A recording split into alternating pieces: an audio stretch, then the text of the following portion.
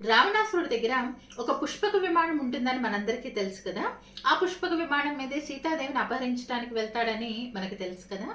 ఆ పుష్పక విమానం రావణాసురుడి దగ్గరికి రావటానికి వెనకాల ఒక చిన్న కథ ఉంది. అదేంటంటే, రావణాసురుడు మొత్తం దేవతలందరినీ కూడా జయించేశాడు. జయించేసి భూమండలం మీద ఉన్నటువంటి వీరులందరినీ కూడా జయించేస్తూ ఉంటాడు. ఇది చూసినటువంటి రావణాసురుడి అన్నగారు సవతి సోదరుడు, అంటే తండ్రి ఒకడే గాని తల్లులు వేరు. సవతి సోదరుడైనటువంటి కుబేరుడు, అయ్యో తమ్ముడు పెడదారిన వెళ్తూ ఉన్నాడు, మంచి వాళ్లతో విరోధం పెట్టుకుంటున్నాడు, దేవతలతో విరోధం పెట్టుకుంటున్నాడు, కొన్ని మంచి మాటలు చెబుదాము అనే ఉద్దేశ్యంతో ఒక దూతను ఒకడిని పంపి కొంచెం 4 మంచి మాటలు తమ్ముడికి దూత ద్వారా చెప్పిస్తాడు.